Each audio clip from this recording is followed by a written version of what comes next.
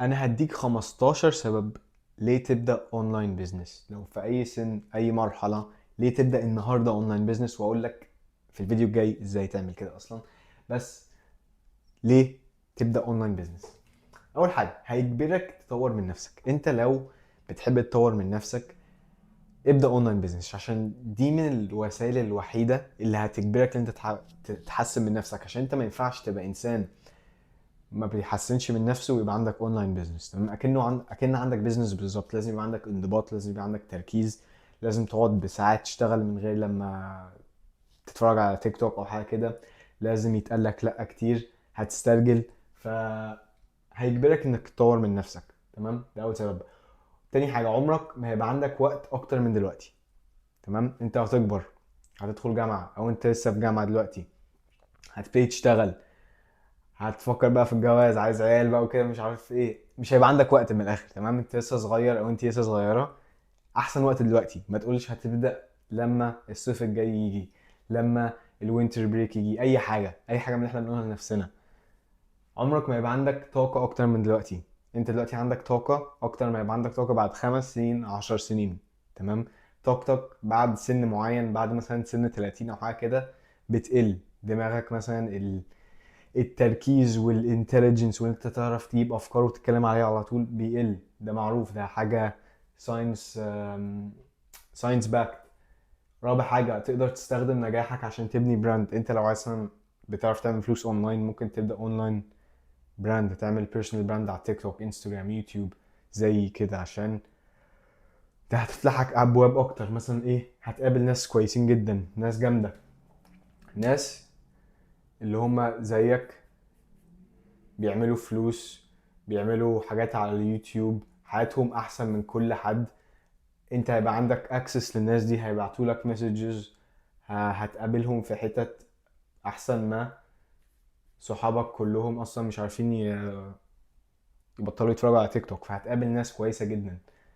سادس حاجة، هتتعلم، هتعمل فلوس اكتر من اي حد عارفه خلال من سنتين لتلاتة. هتبقى اغنى واحد في عيلتك لو عملت كده.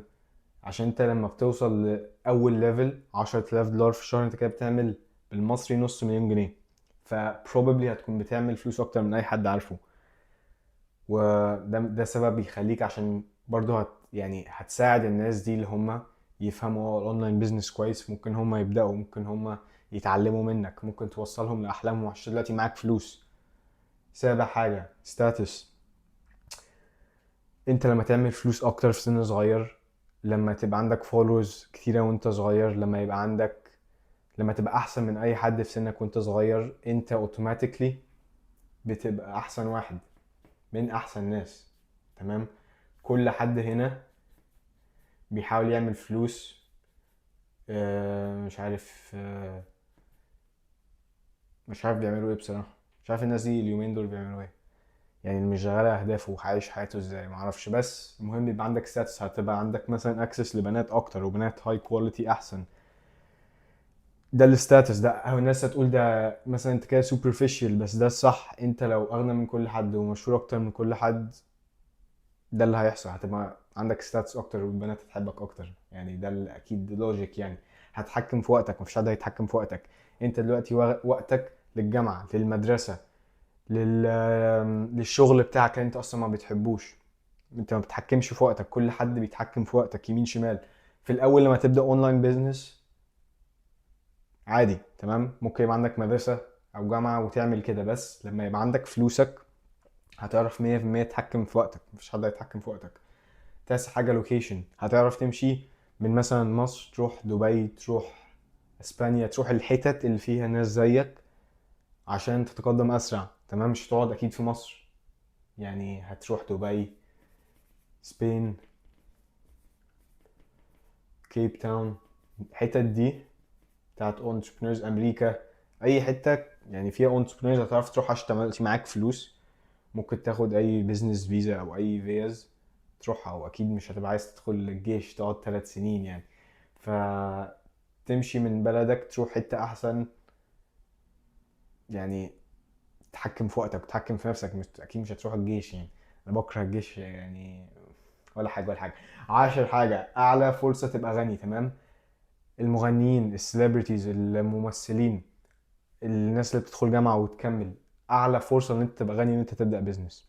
70% او 90% حاجة كده، 70% مهم، اعلى برسنتج من اغنياء العالم عندهم بيزنس. تمام. فده يقول لك ان انت لما تبدأ بيزنس انت اوتوماتيكلي عندك برسنتج عالي. ايوه انا عارف اللي هو انت سمعت حاجة 9 out of 10 businesses fail، بس لما انت بتنجح نجاح اسهل. ما انت ممكن تبقى عايز ممكن عايز تبقى مغني، عايز تبقى ممثل، معرفش، بس لو انت عايز تبقى اغنى واحد اسرع، باسرع طريقه، باكتر طريقه الناس عملتها، هو بيزنس.